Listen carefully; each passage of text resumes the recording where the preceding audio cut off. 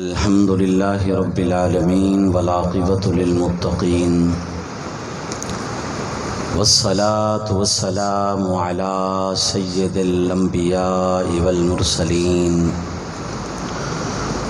وعلى آله الطيبين الطاهرين أما بعد فأعوذ بالله من الشيطان الرجيم بسم الله الرحمن الرحيم يا أيها النبي حسبك الله ومن اتبعك من المؤمنين آمنت بالله صدق الله العظيم وصدق رسوله النبي الكريم إن الله وملائكته يصلون على النبي يا أيها الذين آمنوا صلوا عليه وسلموا تسلیما۔ تمام احباب مل کر بآواز بلند نبی، آل نبی، اصحاب نبی پہ درود و سلام۔ اللہم صلی علی سیدنا و مولانا محمد وعلی آل سیدنا و مولانا محمد وبارک وسلم وصلی علیہ الصلاة والسلام علیک یا رسول اللہ، الصلاة والسلام علیک یا حبیب اللہ، الصلاة والسلام علیک یا خاتم النبیین، الصلاة والسلام علیک یا جد الحسن والحسین۔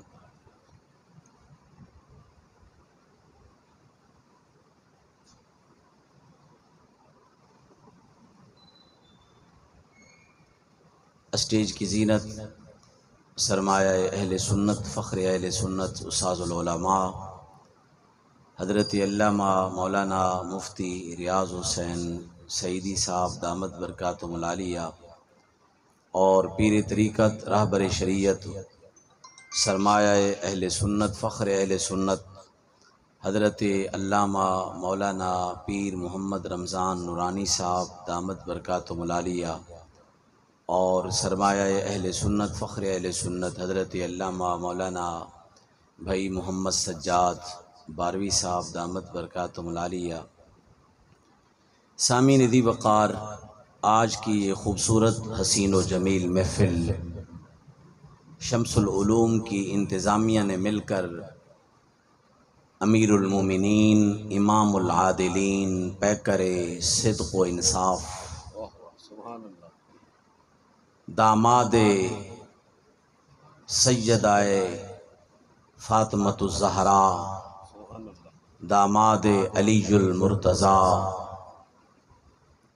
سسر مصطفیٰ صلی اللہ علیہ وآلہ وسلم، خلیفہ راشد، خلیفہ دوم حضرت سیدنا عمر بن خطاب رضی اللہ تعالی عنہ کے ذکر جمیل کے حوالے سے انعقاد پذیر ہے۔ دعا ہے اللہ تبارک و تعالی یہ محفل بارگاہ سمدیت میں بھی قبول فرمائے، بارگاہ رسالت میں بھی قبول فرمائے، اور بارگاہ فروقی میں بھی قبول فرمائے۔ سامعین ذی وقار، ماشاءاللہ طلباء کرام کی چہل پہل ہے، اور طلباء کرام کی کثیر تعداد کے حوالے سے میں کوشش کر رہا ہوں گفتگو وہ کروں جو طلباء کرام کے لیے بھی فائدہ مند ہو، کہ حضرت سیدنا عمر بن خطاب رضی اللہ تعالی عنہ کی علم کے حوالے سے خدمات کیا ہے، قرآن کریم کے حوالے سے، علم دین کے حوالے سے ان کی خدمات کیا تھیں۔ سب سے پہلے چونکہ آیت کریمہ پڑھی ہے سورۃ الانفال کی آیت نمبر 64، اس میں رب کریم نے آقا علیہ الصلوۃ والسلام کو حضرت عمر بن خطاب کے اسلام لے آنے پر مبارکبادی عطا فرمائی ہے۔ 39 پہلے مسلمان کلمہ پڑھ چکے تھے، اور یہ 40ویں ہیں حضرت سیدنا عمر بن خطاب رضی اللہ تعالیٰ عنہ۔ جب اسلام لائے تو حدیث میں ہے لَقَدِ اسْتَبْشَرَ أَهْلُ السَّمَاءِ بِإِسْلَامِ عمر، حضرت عمر بن خطاب کے مسلمان ہونے پر عرش برین والوں نے علیحدہ خوشی منائی تھی۔ فرش زمین پہ ان کے مسلمان ہونے کی، اسلام لے آنے کی علیحدہ خوشی منائی گئی، اور عرش برین پہ علیحدہ خوشی منائی گئی۔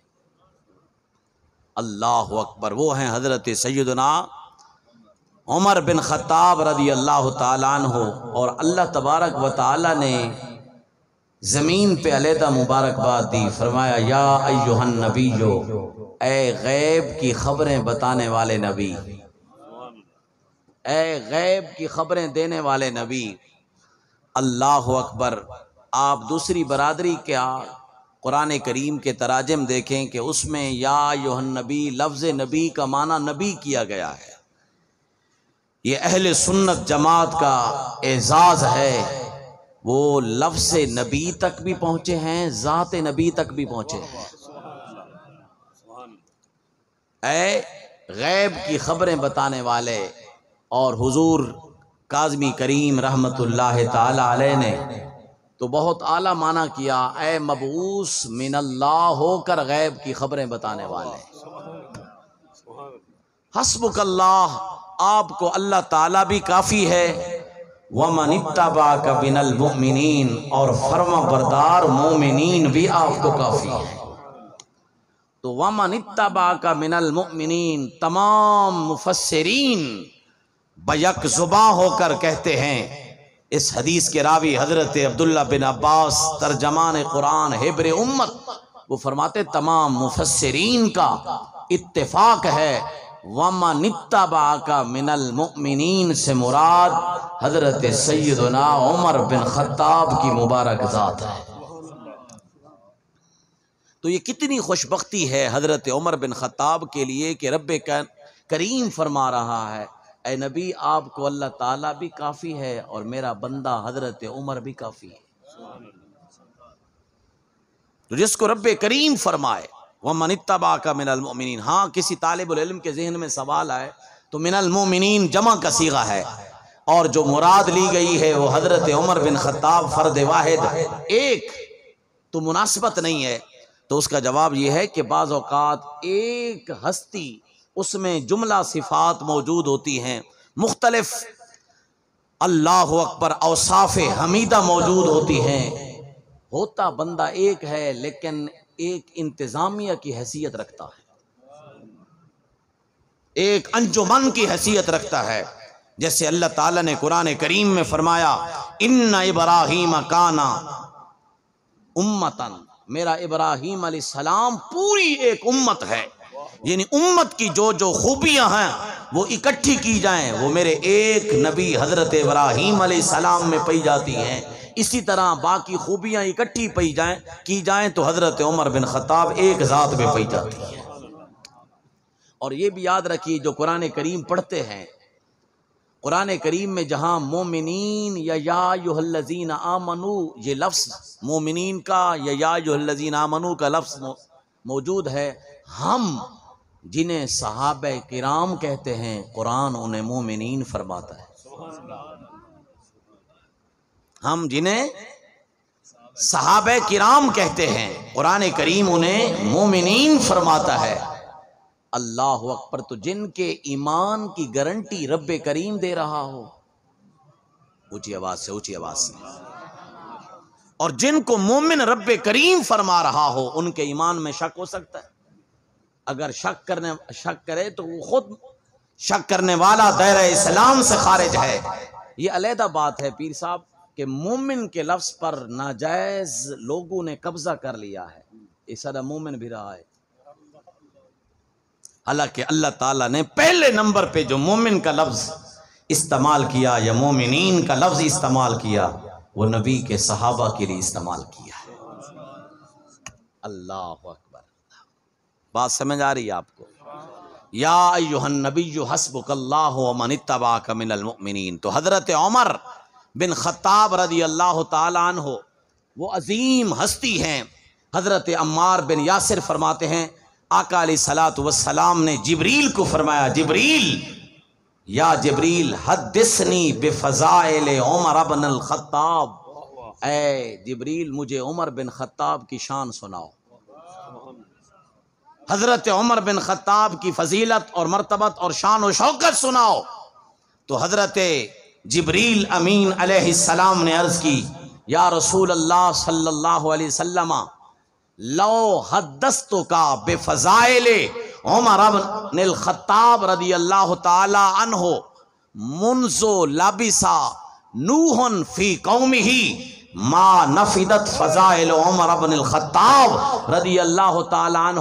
یا رسول اللہ اگر میں آپ کے سامنے حضرت عمر بن خطاب کی عظمت و شان بیان کروں تو حضرت عمر بن خطاب کی شان بیان کرنے کے لیے مجھے حضرت نوح نبی کی عمر چاہیے۔ کیا چاہیے؟ حضرت نوح علیہ السلام کی عمر چاہیے۔ ان کی تبلیغ کی عمر 950 سال اور کل عمر 12.5 صدیاں۔ حضرت جبریل امین علیہ السلام عرض کرتے ہیں یا رسول اللہ اگر جبریل امین کی 1250 سال عمر مبارک ہو اور پھر آپ کے غلام حضرت عمر بن خطاب کی شان و شوکت اور عظمت شروع کرے، ما نفدت فضائل عمر، جبریل کی عمر تو ختم ہو سکتی ہے، حضرت عمر کی شان ختم نہیں ہو سکتی۔ اللہ اکبر، وہ ہیں حضرت عمر بن خطاب رضی اللہ تعالیٰ عنہ۔ یہاں ایک دو نکتے عرض کرتا چلوں۔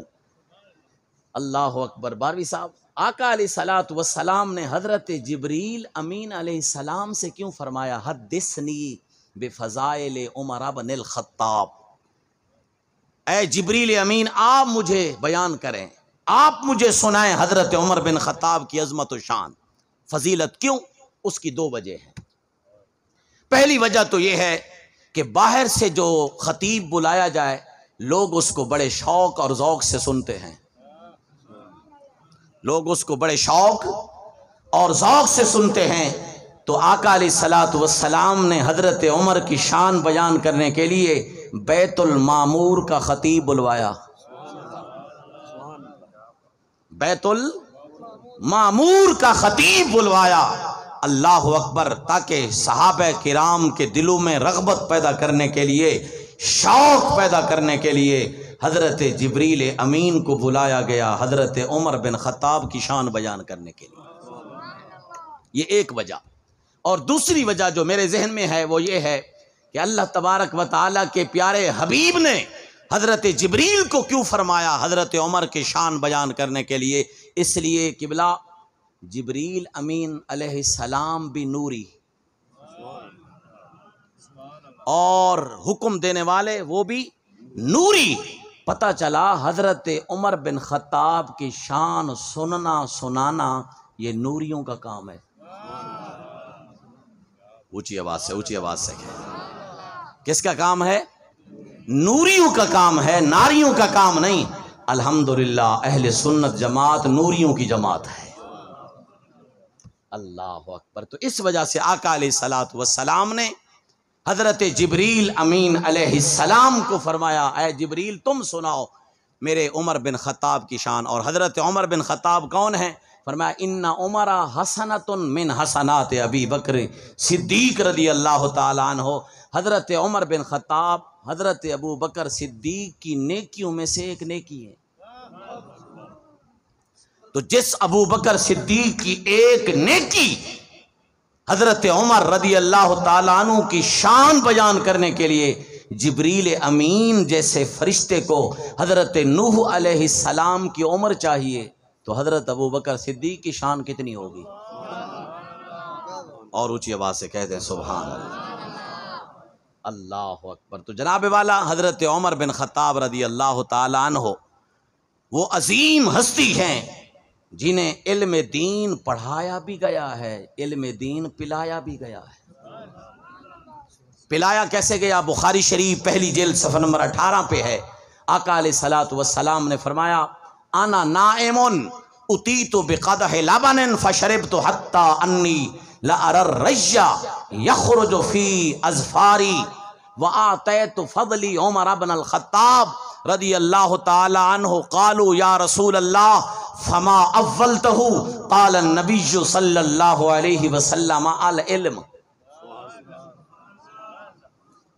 اللہ اکبر۔ آقا علیہ الصلوۃ والسلام فرماتے ہیں میں آرام میں تھا، نیند میں تھا کہ مجھے خواب میں نیند میں دودھ کا پیالہ پیش کیا گیا، تو میں نے دودھ اتنا پیا حتیٰ یخرج فی اظفاری، میرے ناخن مبارک سے نکلنے لگا۔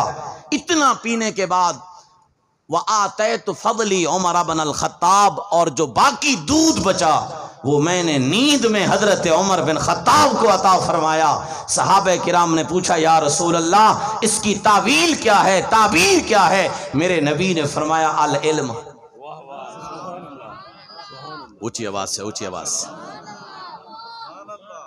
العلم۔ تو حضرت عمر بن خطاب وہ عظیم ہستی ہیں جن کو علم دین پڑھایا بھی گیا ہے، پلایا بھی گیا ہے، اور انہیں علم کے ساتھ، قرآن کے ساتھ محبت کتنی تھی۔ یہی بخاری شریف پہلی جلد صفحہ نمبر پہلے 18 پہ ہے، اب 19 پہ چلے جائیں۔ آج جو تاجر لوگ دوست بیٹھے ہیں، دکاندار دوست بیٹھے ہیں، ڈیوٹی کرنے والے دوست بیٹھے ہیں، اللہ اکبر۔ بھائی محمد عرفان سعیدی صاحب سنیں، حضرت عمر بن خطاب کو قرآن کے ساتھ اور علم کے ساتھ نبی کے صحابہ کو عشق کتنا تھا۔ اللہ اکبر۔ فرماتے ہیں کنتو انا وجار لی من الانصار، حضرت عمر بن خطاب رضی اللہ تعالیٰ عنہ فرماتے ہیں انصار کے قبیلے میں میرا ایک پڑوسی تھا، میں اور وہ دونوں اکٹھے رہتے تھے۔ ہم نے کیا کیا، کننا نتناوب نزول علی رسول اللہ صلی اللہ علیہ وسلم، علم دین حاصل کرنے کے لیے ہم نے باری مقرر کی ہوئی تھی۔ کیا مقرر کی ہوئی تھی؟ باری مقرر کی ہوئی تھی۔ انزل یومن و ینزل یومن، ایک دن وہ جاتا اور ایک دن میں جاتا، ایک دن علم قرآن سیکھنے کے لیے، علم دین سیکھنے کے لیے میں جاتا۔ فَإِذَا نَزَلْتُ جِئْتُ بِخَبَرِ ذَلِكَ الْيَوْمَ مِنَ الْوَحْيِ وَغَيْرِهِ، ایک دن صبح اللہ اکبر آقا علیہ الصلوۃ والسلام کی بارگاہ میں جاتا، وہاں قرآن سیکھتا، مسائل سیکھتا، دین سیکھتا، شریعت سیکھتا۔ جب شام کو آتا اور میرا وہ پڑوسی ہمسایا وہ مزدوری پہ جاتا، وہ مزدوری کرتا، جب شام کو آتا جئتہ بخبر ذالک اليوم من الوحی وغیرہ، میں اپنے پڑوسی کو بتلاتا آج نبی نے یہ سبق پڑھایا ہے، آج آقا نے یہ سبق دیا ہے، یہ علم دیا ہے، یہ مسائل سمجھائے ہیں۔ فَإِذَا نَزَلَ فَعَلَ مِثْلَ ذَلِكَ، جب صبح ہوتی تو میں مزدوری پہ چلا جاتا اور وہ نبی کی بارگاہ میں جاتا، وہ نبی کی بارگاہ میں جاتا۔ جب میں شام ہوتی تو میں مزدوری سے واپس آتا اور وہ مجھے شام کو اپنے نبی سے دیا ہوا سبق پیش کرتا۔ دیکھیں کتنی وہ دکانداری بھی ہے، کاروبار بھی چل رہا ہے، ساتھ علم دین کا حصول بھی۔ وہ لوگ کتنے نبی کے دین کے عاشق تھے۔ آج دکاندار کو کہیں کہ وہ کہتا ہے میرے پاس فرصت نہیں، ٹائم نہیں۔ اللہ اکبر، دیکھیے وہ بھی تو لوگ تھے جو گھر بھی چلایا ہے اور ساتھ ساتھ نبی سے علم دین بھی سیکھا۔ حضرت عمر بن خطاب رضی اللہ تعالیٰ عنہ، آپ قرآن کریم پڑھتے ہیں، قرآن کریم کے جمع کرنے میں حضرت عمر بن خطاب کا بہت بڑا کردار ہے۔ کیا ہے؟ یہ سیرت حضرت عمر رضی اللہ تعالیٰ عنہ پیش کر رہا ہوں۔ بخاری شریف دوسری جلد میں جمع قرآن میں پورا باب موجود ہے۔ جب جنگ یمامہ ہوئی، ختم نبوت کی حفاظت کے لیے صحابہ کرام 1200 صحابہ کرام نے اپنی جان کا نذرانہ پیش کیا ہے۔ کس کے لیے؟ اونچی آواز سے بولیے، ختم نبوت کی حفاظت کے لیے۔ اللہ اکبر، آخر الزمان نبی کی ختم نبوت کی حفاظت کے لیے 1200 صحابہ کرام نے اپنی جان کا نذرانہ پیش کیا۔ حضرت ابوبکر صدیق کے زمانہ خلافت میں تو حضرت ابوبکر صدیق کی بارگاہ میں حضرت عمر رضی اللہ تعالیٰ عنہ نے مشورہ دیا، حضور ایسا کریں قرآن کریم کو ایک کتابی صورت میں تحریر کیا جائے، کتابی صورت میں لکھا جائے۔ تو حضرت ابوبکر صدیق نے عرض کی، فرمایا اے عمر جو کام نبی نے نہیں کیا میں کیسے کروں؟ اللہ اکبر۔ حضرت عمر بن خطاب نے فرمایا ہوا واللہ ھذا ہوا خیر، مجھے رب کعبہ کی عزت کی قسم ہے قرآن کو تحریر کے انداز میں لے آنا یہ، اونچی آواز سے بولیے، یہ خیر ہے۔ بار بار لم یزل یراجعنی، حضرت عمر بن خطاب بار بار حضرت ابوبکر صدیق کا ذہن بناتے رہے، بار بار عرض کرتے رہے۔ حضرت ابوبکر صدیق فرماتے ہیں شرح اللہ صدری، اللہ نے میرا سینہ کھول دیا ہے۔ تو میں نے قرآن کریم جمع کرنا کے حوالے سے ایک کمیٹی بٹھائی۔ کیا؟ ایک کمیٹی۔ اللہ اکبر۔ اس کمیٹی میں یہ قانون پاس ہوا کہ جو بھی قرآن کریم کی آیت لے کر آئے اس کے پاس 2 گواہ ہو۔ کیا ہوں؟ اور اس کمیٹی کے صدر حضرت زید بن ثابت انصاری رضی اللہ تعالیٰ عنہ۔ چنانچہ قانون پاس ہو گیا، قرآن کریم کی جمع ہونے کا سلسلہ شروع ہو گیا۔ اللہ اکبر۔ پورا قرآن کریم ختم ہو چکا ہے، لیکن 2 آیتیں رہتی ہیں۔ کتنی آیتیں رہتی ہیں؟ 2۔ وہ ہے سورت اللہ اکبر لقد جاءکم، سورت توبہ کی آخری آیت ہے۔ لقد جاءکم رسول من انفسکم عزیز علیہ ما عنتم حریص علیکم بالمؤمنین رؤوف الرحیم فإن تولوا فقل، یہ پوری 2 آیتیں رہتی ہیں۔ اور ان 2 آیتوں کو حضرت خزیمہ بن ثابت انصاری رضی اللہ تعالی عنہ لے کر آئے، تو حضرت زید بن ثابت رضی اللہ تعالی عنہ نے اپنے طے شدہ قانون کے مطابق کہا خزیمہ کوئی اور گواہ لے کر آؤ، کوئی اور گواہ لے کر آؤ۔ حضرت خزیمہ بن ثابت انصاری فرمانے لگے میرے پاس تو اور کوئی گواہ نہیں ہے، میں تو اکیلا ہوں، یہ آیت مبارکہ میں نے سنی تھی۔ اللہ اکبر۔ حضرت زید بن ثابت جو کمیٹی کے صدر تھے، قرآن کریم کو جمع کرنے کے حوالے سے انہوں نے بار بار اصرار کیا۔ حضرت خزیمہ بن ثابت ہنس کر بولے اے زید بن ثابت، تمہیں نبی کا وہ فرمان یاد نہیں؟ میرے نبی نے فرمایا تھا میرے صحابہ خزیمہ کی ایک کی گواہی 2 کے برابر ہے۔ اللہ اکبر۔ تو آقا علیہ الصلوۃ والسلام غیب دان نبی، اللہ کی عطا سے غیب جاننے والے نبی نے یہ مسئلہ حل کر دیا تھا کہ قرآن کریم کے جمع کے حوالے سے ایک پریشانی ہوگی تو میں حضرت خزیمہ بن ثابت ایک کی گواہی کو 2 کے برابر کر دوں۔ یہ علیحدہ بحث ہے کہ انہوں نے آقا علیہ الصلوۃ والسلام نے ایک کی گواہی 2 کے برابر کیوں قرار دی، وجہ کیا تھی؟ ابو داود شریف میں وہ وجہ موجود ہے۔ تو خیر، قرآن کریم کو جمع کرنے کے حوالے سے حضرت حضرت عمر بن خطاب کا بہت بڑا کردار ہے۔ اور سامعین ذی وقار، تو قرآن حضرت ابو بکر صدیق نے جو قرآن جمع کیا تھا وہ قرآن کریم 7 قراتوں میں جمع ہوا تھا۔ کتنی قراتوں میں؟ اونچی آواز سے بولی۔ حضرت عثمان غنی بھی جامع القرآن ہیں، حضرت ابو بکر صدیق بھی جامع القرآن ہیں، دونوں قرآن کو جمع کرنے والے ہیں، لیکن دونوں کے قرآن کریم کے جمع کرنے میں فرق یہ ہے کہ حضرت ابو بکر صدیق نے جس مصحف میں قرآن کریم جمع کیا وہ 7 قراتوں والا ہے، اور حضرت عثمان غنی نے جس مصحف میں قرآن کو جمع کیا وہ 1 قرات والا ہے۔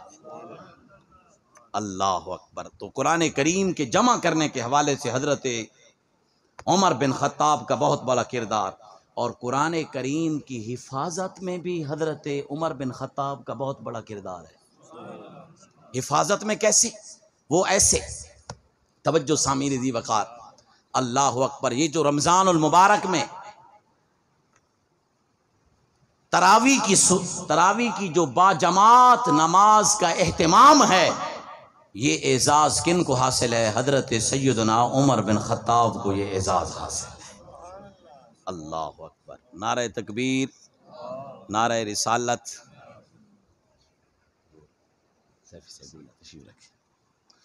اللہ اکبر۔ یہ بخاری شریف کے اندر باب فضل من قام رمضان، حضرت ابو بکر صدیق رضی اللہ تعالیٰ عنہ کے دور خلافت میں بھی اور نبی کریم صلی اللہ علیہ وسلم کے دور خلافت میں بھی نماز تراویح باجماعت نہیں ہوتی تھی۔ آقا علیہ الصلوۃ والسلام نے باجماعت نماز تراویح نہیں پڑھی، کیوں؟ امت پہ فرض نہ ہو جائے۔ اور جب حضرت عمر بن خطاب کا دور حکومت آیا تو بخاری شریف پہلی جلد صفحہ نمبر 269 پر موجود ہے. تو حضرت عمر بن خطاب مسجد نبوی شریف میں نماز ادا فرما رہے ہیں اور صحابہ کرام کوئی کہیں پہ نماز تراویح ادا کر رہا ہے، کوئی کہیں پہ کوئی کہیں پہ. تو حضرت عمر بن خطاب نے فرمایا انی لا ارا لو جمعت ہؤلاء علی قارئ واحد لکان امثالا. اونچی آواز سے اونچی آواز سے فرمایا اگر ان تمام صحابہ کرام کو ایک قاری کے پیچھے اکٹھا کر دوں لکان امثالا تو وہ بہت بڑی خوبی کی بات ہو.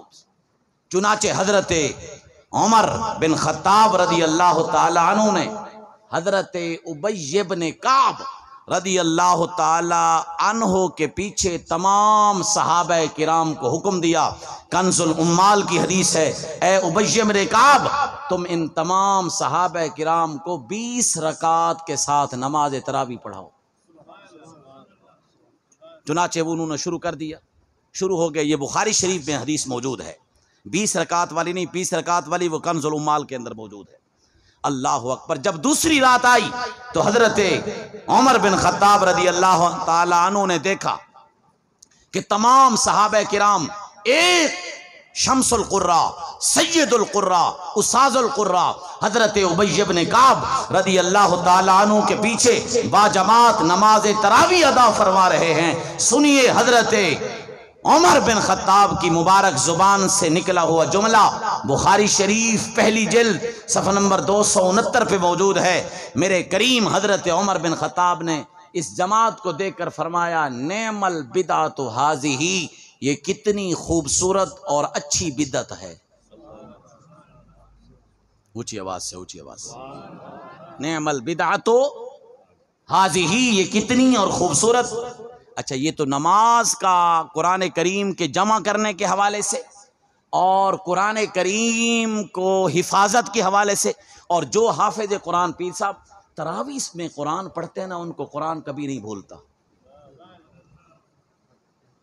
قرآن کریم کو محفوظ کرنے کے لیے تراویح شریف کی جماعت اور اس میں قرآن کریم پڑھنا یہ بہترین طریقہ ہے. جو چاہتا ہے حافظ قرآن مجھے قرآن یاد رہے وہ مصلی ضرور پڑھے. با جماعت نماز تراویح کے اندر حضرت جب قرآن کریم پڑھے گا تو بات ہو رہی. اچھا جو اصل میں یہ حدیث سنانا چاہتا ہوں کہ حضرت عمر بن خطاب قرآن پہ عمل کتنا کرتے تھے.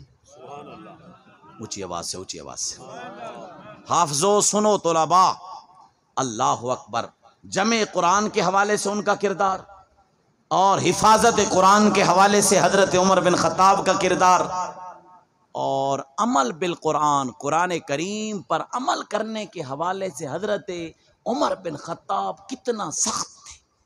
اور یہ بھی بخاری شریف دوسری جلد آیت خذ العفو وامر بالعرف واعرض عن الجاہلین، اس آیت کے تحت حضرت عبداللہ بن عباس رضی اللہ تعالی عنہما فرماتے ہیں کہ ایک شخص کو حضرت عمر بن خطاب کی دربار میں آنے کی اجازت دی گئی.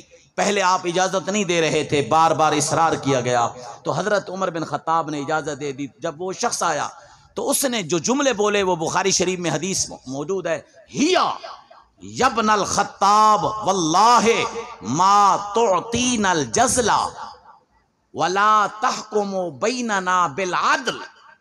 اللہ اکبر. اے عمر بن خطاب ہمیں تو زیادہ نہیں دے رہا اور ہمارے درمیان قرآن اور حدیث کے مطابق فیصلے نہیں کر رہا. جب اس نے اس بدتمیزی لہجے میں گفتگو کی تو فغضب عمر علیہ حتی ہم ان یوقع، تو حضرت عمر بن خطاب جوش اور جلال میں آئے، ان کے بال مبارک کھڑے ہو گئے اور آپ نے سزا دینے کا ارادہ کیا. تو بخاری شریف میں موجود ہے حضرت حر بن قیس رضی اللہ تعالی عنہ نے فوراً قرآن کی آیت پڑھی خذ العفو وامر. اے عمر بن خطاب اللہ اپنے نبی کو حکم دے رہا ہے درگزر فرمائیے. کیا فرمائیے؟ درگزر فرمائیے. اور نیکی کا حکم دیجئے اور جاہلوں سے کنارہ کشی کیجئے۔ حضرت حر بن قیس کہتے ہیں ان ھذا من الجاہلین، جو آپ سے گفتگو کر رہا ہے بدتمیزی انداز میں، یہ بھی ان جاہلوں میں سے ایک جاہل ہے، آپ مہربانی فرمائیں، درگزر فرمائیں، آپ اس کو معاف کر دیں۔ قرآن کریم کی اس آیت کے پڑھنے کی دیر تھی، حضرت حر بن قیس اور حضرت عبداللہ بن عباس کہتے ہیں واللہ ما جاوزہا عمر حین تلاہا علیہ، جب حضرت عمر بن خطاب کے سامنے قرآن کی آیت پڑھی گئی ان کا غصہ بھی ٹھنڈا ہوا، فرمایا میں نے اس کو معاف بھی کر دیا ہے اور نیکی کا حکم بھی دے دیا۔ حضرت عمر بن خطاب رضی اللہ تعالیٰ عنہ جب بھی کوئی قرآن کریم کی آیت پڑھی جاتی اس پر عمل کرتے، اور آپ کی عادت مبارکہ، حضرت عبداللہ بن عباس اہل بیت نبی میں سے ہیں، وہ فرماتے ہیں کانا وقافا عند کتاب اللہ تعالی، حضرت عمر بن خطاب کی عادت کریمہ تھی، انہوں نے قرآن کریم کی کوئی آیت ایسی نہیں جس پہ عمل نہ کیا ہو۔ اونچی آواز سے، اونچی آواز سے۔ تو حضرت عمر رضی اللہ تعالیٰ عنہ قرآن کریم پر سختی سے عمل کرنے والی شخصیت تھے، اور یہاں سے نتیجہ دے رہا ہوں، قرآن کریم بار بار اعلان کر رہا ہے کسی کا حق نہ کھاؤ، ایسا ہے یا نہیں ہے؟ کسی پر ظلم نہ کرو، یا ایھا الذین آمنوا لا تأکلوا اموالکم بینکم بالباطل، باطل طریقے سے کسی کا مال نہ کھاؤ۔ اور حضرت عمر رضی اللہ تعالیٰ عنہ سختی سے قرآن کریم پر عمل کرنے والے تھے۔ میں آپ سے آپ کے ضمیر کا فیصلہ سننا چاہتا ہوں، جو عمر بن خطاب قرآن کریم پہ سختی پہ عمل کرنے والا ہو، وہ نبی کی بیٹی کا حق کھا گیا۔ اللہ اکبر، وہ نبی کی شہزادی کے چند کھجوروں کے باغ کھا گیا۔ بار بار یہی اعتراض ہوتا ہے کہ حضرت عمر بن خطاب نے نعوذ باللہ نبی کی شہزادی کا دروازہ اکھاڑ دیا تھا، اللہ اکبر، اور ان کو لات مار دی تھی اور وہ زمین پہ گر گئی تھی، اور حضرت ابو بکر صدیق اور حضرت عمر یہ دونوں نے مل کر حضرت سیدہ کائنات کا کھجوروں کا باغ کھا گئے تھے۔ اور جو قرآن کریم پہ سختی پہ عمل کرنے والے تھے وہ ایسا کر سکتے ہیں؟ اونچی آواز سے بولیے۔ اچھا، جو کھجوروں کے مالک تھے انہوں نے اپنے ساتھ سلا لیا، اور اونچی آواز سے اونچی، جو کھجوروں کے مالک تھے انہوں نے اپنے ساتھ، اللہ اکبر، جگہ بھی دی اور اپنے ساتھ بھی سلا لیا۔ اور آج ہمارے دوست کے ذہن میں وہ چند کھجوریں اٹکی ہوئی ہیں، اسیں کھجوریں دا باغ گئی بی بی کو نہ تو نے بی بی دا حق کھا گئے۔ حضرت عبداللہ بن عباس دے کہ حضرت عمر بن خطاب قرآن دی ہر آیت تے عمل کی تھے، کوئی قرآن دی آیت چھوڑی نہیں۔ سمجھ دے بیٹھو، اللہ اکبر، اللہ اکبر۔ اہل بیت نبوت حضرت عبداللہ بن عباس دا فرمان ہے بخاری شریف۔ اور حدیث پہ حضرت عمر بن خطاب کیسے عمل کرتے تھے؟ توجہ، مسند امام احمد بن حنبل پہلی جلد صفحہ نمبر 272 پہ ہے، حضرت عمر رضی اللہ تعالیٰ عنہ جمعہ شریف پڑھانے کے لیے بڑے کر و فر کے ساتھ، بڑے خوبصورت اور حسین و جمیل لباس کے ساتھ جمعہ نماز پڑھانے کے لیے تشریف لا رہے تھے۔ راستے میں حضرت عباس بن عبد المطلب کا گھر تھا، وَكَانَ قَدْ ذُبِحَ لِلْعَبَّاسِ فَرْخَانِ، حضرت عباس بن عبد المطلب کے لیے چھت کے اوپر دو پرندے ذبح کیے گئے تھے۔ دو پرندے ذبح ہونے کے بعد جب اس خون کو دھویا گیا اور خون آلود پانی پرنالے میں آیا، اور پرنالے سے جب نیچے آیا تو نیچے سے حضرت عمر بن خطاب رضی اللہ تعالی عنہ گزر رہے تھے، تو وہ پرنالے کا پانی حضرت عمر بن خطاب کے کپڑوں پہ آیا تو آپ فوراً جلال میں آئے، فَأَمَرَ عُمَرُ بِقَلْعِهِ، تو حضرت عمر بن خطاب نے حکم دیا کہ اس پرنالے کو اکھیڑ دیا جائے۔ آپ گھر تشریف لے گئے، اللہ اکبر، نیا لباس پہنا، دوبارہ کپڑے خراب ہو گئے، جب واپس تشریف لائے نماز جمعہ پڑھائی، نماز جمعہ پڑھانے کے بعد اتنے میں حضرت عباس بن عبد المطلب رضی اللہ تعالیٰ عنہ گھر آئے تو دیکھا کہ پرنالہ اکھڑا ہوا ہے، گھر کا پرنالہ زمین پہ گرا ہوا ہے۔ اللہ اکبر۔ اس دور کے جو قاضی تھے، اس قاضی کی عدالت میں حضرت عباس نے امیر المومنین امام العادلین کے خلاف دعویٰ کر دیا۔ اللہ اکبر۔ قاضی وقت نے امام العادلین امیر المومنین حضرت عمر بن خطاب رضی اللہ تعالیٰ عنہ کو طلب کیا، آپ تشریف لائے اور بولنا چاہا تو قاضی وقت نے کہا امیر المومنین آپ مدعا علیہ ہیں، آپ کو بولنے کا حق نہیں، پہلے مدعی بولے گا، پہلے مدعی بولے گا۔ تو حضرت عباس بن عبد المطلب رضی اللہ تعالیٰ عنہ کھڑے ہوئے، آپ نے فرمایا انہو لموضع الذی وضعہ رسول اللہ صلی اللہ علیہ وسلم، فرمایا یہ پرنالہ میرے نبی نے میرے کندھے پہ کھڑے ہو کر حضور صلی اللہ علیہ وسلم نے اپنے نبوت والے ہاتھوں سے یہ پرنالہ لگایا تھا، جس پرنالے کو نبی لگائے عمر کی کیا حیثیت ہے کہ نبی کے لگائے ہوئے پرنالے کو اکھیڑ دے۔ اللہ اکبر۔ سنیے، حضرت قاضی وقت نے کہا اے عمر بن خطاب امیر المومنین آپ جواب دعویٰ پیش کیجئے۔ حضرت عمر بن خطاب نے جواب دعویٰ کیسے کیا؟ فرمایا واللہ لما صعدت علی ظہری، مجھے رب کعبہ کی عزت کی قسم ہے اب میں چاہتا ہوں کندھے امیر المومنین کے ہوں، پاؤں حضرت عباس کے ہوں، کندھا میرا ہو امیر المومنین حضرت عمر بن خطاب کا ہو، اور نبی کے چچا حضرت عباس بن عبد المطلب میرے کندھے پہ کھڑے ہو کر اپنے مبارک ہاتھوں سے اس پرنالے کو لگائیں۔ حضرت عمر معذرت بھی کرتا ہے اور معافی بھی مانگتا ہے۔ اللہ اکبر۔ آج آصف زرداری کوئی میں آگ سکتے ہیں، عمران کو آگ سکتے ہیں، نواز شریف کو؟ اللہ اکبر۔ یہ حکمران اور ہیں، وہ حکمران اور ہیں۔ اللہ اکبر۔ یہ لوگ دولت پرست ہیں، دولت کے پجاری ہیں، ہوس کے مریض ہیں، ہوس کے عہدے کے لالچی ہیں، اور وہ رب کی محبت کے لالچی تھے۔ اللہ اکبر۔ خدمت انسانیت کے لالچی تھے، حریص تھے۔ بات سمجھ رہے ہیں نا؟ اب جو عمر بن خطاب رضی اللہ تعالیٰ عنہ پرنالے پہ معذرت کرے کہ نبی کے ہاتھ مبارک سے لگایا ہوا تھا، وہ نبی کی بیٹی کا حق کھا گئے، وہ نبی کی شہزادی کا حق کھا گئے، کیونکہ حضرت ابو بکر رضی اللہ تعالیٰ عنہ اور حضرت عمر رضی اللہ تعالیٰ عنہ پہ ایک ہی اعتراض ہے، بی بی دا حق مار گئے، بی بی دا حق کھا گئے۔ جو قرآن اور حدیث پہ اتنا عمل کرنا۔ اچھا، حضرت ابو بکر صدیق نے کیڑی شے گارج رکھی ہے؟ اللہ اکبر۔ کون سی چیز گھر میں رکھی ہے؟ سب چیز نبی کی ذات پہ لٹا دی ہے، حتیٰ کہ اپنی شہزادی بھی دے دی ہے۔ اللہ اکبر۔ اور نبی کریم صلی اللہ علیہ وسلم نے حضرت امام زین العابدین رضی اللہ تعالیٰ عنہ سے پوچھا گیا حضور آپ کیف منزلتہما، آپ حضرت ابو بکر صدیق اور حضرت عمر رضی اللہ تعالیٰ عنہ کے شان کے حوالے سے آپ کیا فرماتے ہیں؟ قربان جائیے کربلا کے پیر امام زین العابدین فرماتے ہیں مجھ سے کیا پوچھتے ہو، ان کی قبریں دیکھ لو کن کے ساتھ ہیں۔ اونچی آواز سے، اونچی آواز سے۔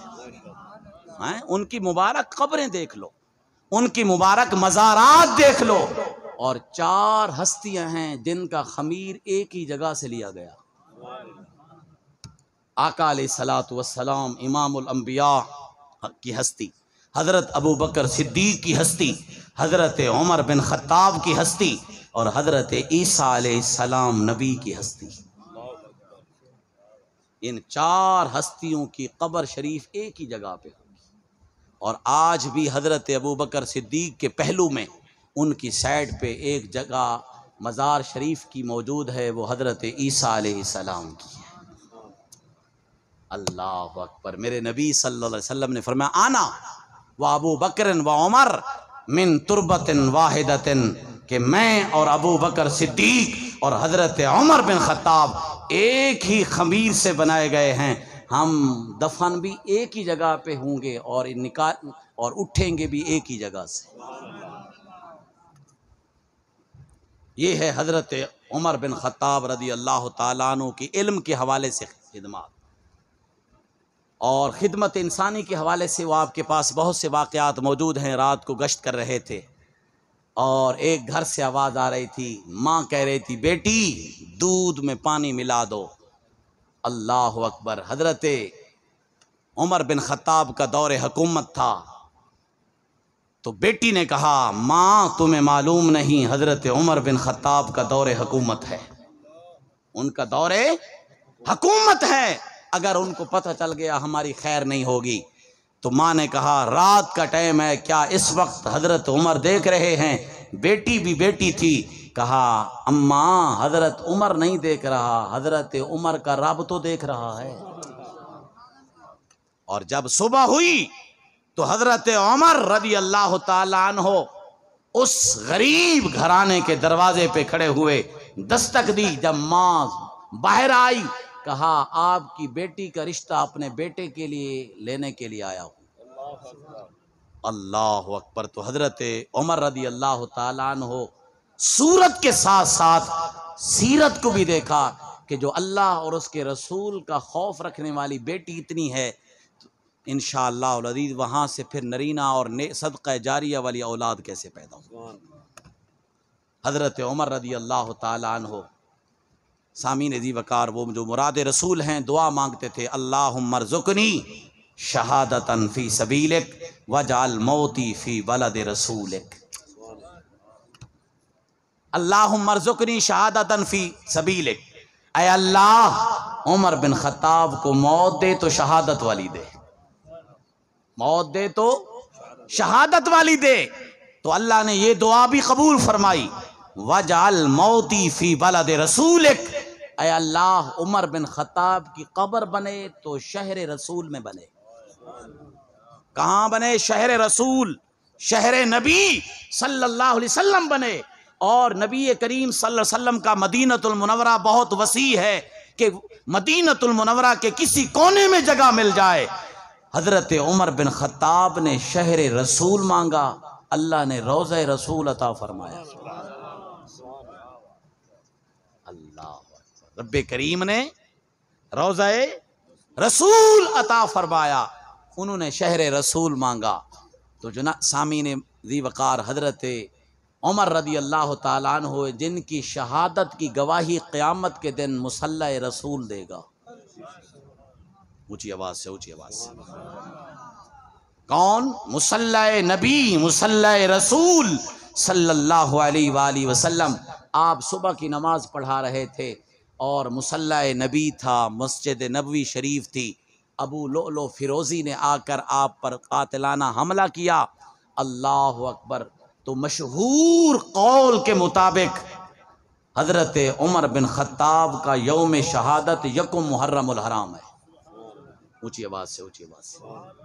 کیا ہے؟ مشہور قول کے مطابق، ویسے اور قول بھی ہے لیکن میں اور قول کی طرف نہیں جا رہا، مشہور قول کے مطابق یکم محرم الحرام۔ اور یکم محرم الحرام پیر صاحب یہ اسلامی مہینوں کے اعتبار سے پہلا مہینے کا پہلا دن ہے، پہلا دن، پہلا مہینہ، پہلا دن۔ اللہ اکبر! تو پتہ چلا پہلے دن کی ابتدا کس سے ہوئی؟ شہادت سے۔ اونچی آواز سے، اونچی آواز سے۔ کس سے ہوئی؟ شہادت سے ہوئی، قربانی سے ہوئی۔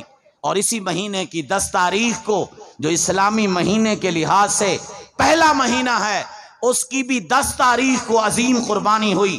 اور ذی الحج شریف اسلامی اعتبار سے یہ آخری مہینہ ہے، اس کی بھی 10 تاریخ کو عظیم قربانی ہوئی، اس کی بھی 10 تاریخ کو عظیم قربانی، اس کی بھی 10 تاریخ کو عظیم قربانی۔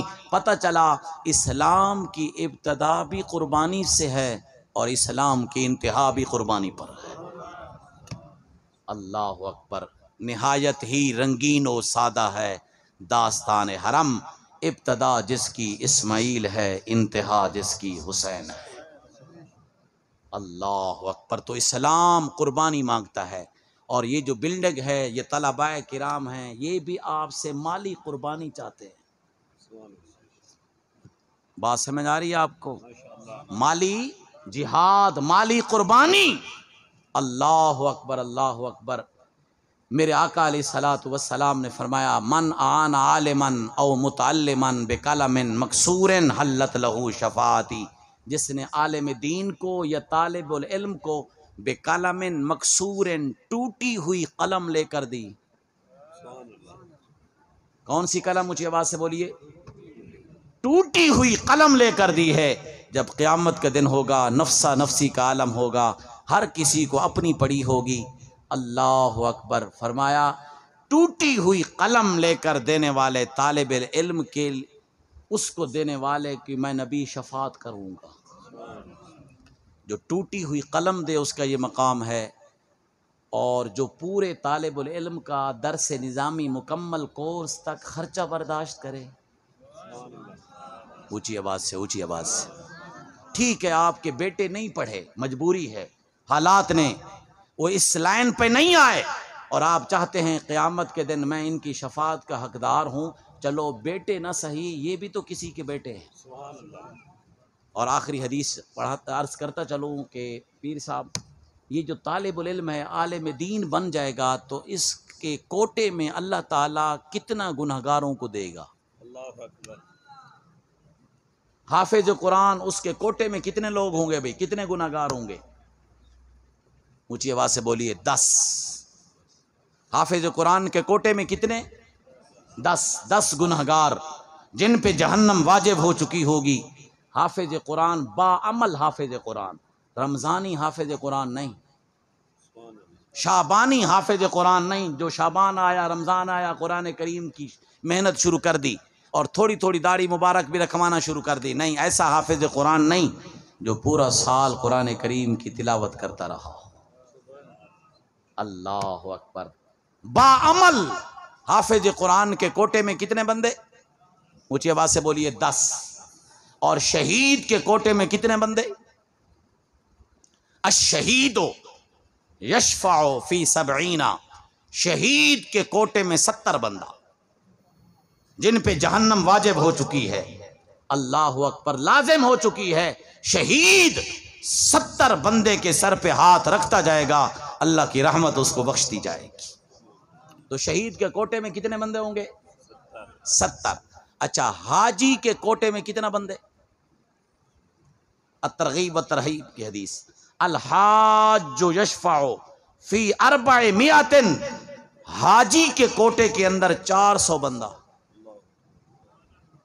حاجی بعمل با کردار، حاجی کتنے گنہگاروں کو بخشوائے گا؟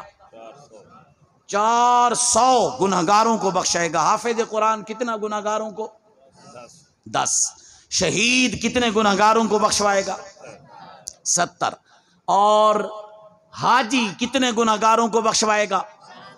400. اچھا، جو علم دین پڑھا رہا ہے، با عمل عالم دین، خاموش ہو گئے. با عمل عالم دین، یعنی وہ عالم دین نہیں جو نبی کے گلے کرے، نبی کے شکوے کرے، نبی کریم پہ حملے کرے. علم کے رائے حق نہ نماید جہالت است. سادی کہتے ہیں جو علم در رسول تک نہ لے جائے اس علم سے جہالت بہتر ہے. وہ شخص، وہ عالم دین جس کی ساری زندگی نبی کے دین پہ پہرا دیتے ہوئے گزری، قرآن پہ پہرا دیتے ہوئے گزری، صاحب قرآن کی ناموس پہ پہرا دیتے ہوئے گزری، رب کی توحید پہ پہرا دیتے ہوئے گزری. جیسے بابا خادم حسین رضوی ہے، حضور غزالی زماں ہیں، ساری زندگی انہوں نے قرآن پہ بھی پہرا دیا ہے اور صاحب قرآن کی ناموس پہ بھی پہرا دیا ہے. وہ عالم دین، وہ اللہ اکبر عالم دین. جب یہ شخص آئے گا، تفسیر مظہری، حتی یقال للعالم، اللہ تعالیٰ عالم دین کو فرمائے گا جنت کا بوہا، جنت کا دروازہ کھلا ہے، چلا جا. لیکن وہ سر جھکا کر کھڑا ہے. رب کریم فرمائے گا کیوں نہیں جاتا؟ عرض کرے گا مولا میں تو جنت میں چلے جاؤں جنہوں نے مجھے علم پڑھایا. جنہوں نے میرے مدرسے کی خدمت کی وہ، میں کہا کرتا ہوں یہ دنیا کا کینڈیڈیٹ نہیں جو اسمبلی ہال کے میں پہنچ کر اپنے عوام کو بھول جائے، اپنے ووٹر اور سپورٹر کو بھول جائے، یہ نبی کی بس مسند میں بیٹھنے والا عالم دین ہے جو قیامت کے دن بھی نہیں بھولا، عرض کہ مولا میں تو جنت میں چلا جاؤں، جنہوں نے میرے مدرسے کی خدمت کی، جنہوں نے میری خدمت کی، مجھے کپڑے لے کر دیے، مجھے کتابیں لے کر دیے ہیں، میرے مدرسے کے ساتھ تعاون کیا، مولا وہ جہنم میں جائیں اور میں جنت میں جاؤں۔ اللہ اکبر۔ اب سنی اور اپنے سینے پہ ہاتھ رکھ کے اندازہ کیجئے عالم دین کے کوٹے میں کتنے بندے ہوں گے۔ پھر میں حدیث کو دوبارہ دہرا دیتا ہوں، حافظ قرآن کے کوٹے میں کتنے؟ 10۔ شہید کے کوٹے میں کتنے؟ 70۔ اور حاجی کے کوٹے میں کتنے؟ 400۔ اور جو عالم دین ہے، سرکار کی مسند پہ دین پڑھانے والا ہے، اس کے کوٹے میں کتنے ہوں گے؟ تفسیر مظہری علامہ قاضی ثناء اللہ پانی پتی رحمت اللہ تعالی علیہ حوالے کا ذمہ دار فرمایا حتی یقالا للعالم اشفع فی تلامذتک ولو بلغت عدد نجوم السماء۔ رب کریم عالم دین کو فرمائے گا عالم دین آسمان کے ستاروں کی تعداد کے برابر جس کے سر پہ ہاتھ رکھتا جائے گا میری رحمت اس کو بخشتی جائے گی۔ اللہ اکبر۔ ولو بلغت عدد نجوم السماء، آسمان کے ستاروں کی تعداد کے برابر۔ ہے کوئی کیلکولیٹر جو آسمان کے ستارے گن سکے؟ بات سمجھ آ رہی ہے آپ کو؟ یہ ان علماء کی بات کر رہا ہوں جن کے آپ ہوٹلوں پہ بیٹھ کر گلے کرتے ہیں، شکوے کرتے ہیں، تنقید کرتے ہیں۔ یہ کیا کر رہے ہیں؟ 24 گھنٹے مدرسے میں پڑھے ہیں، انہوں نے یہ مرکب غیر مفید لوگ ہیں۔ اللہ اکبر۔ یہ تو قیامت کے دن پتہ چلے گا کون کتنے پانی میں ہے، کس نے کتنا فائدہ پہنچایا۔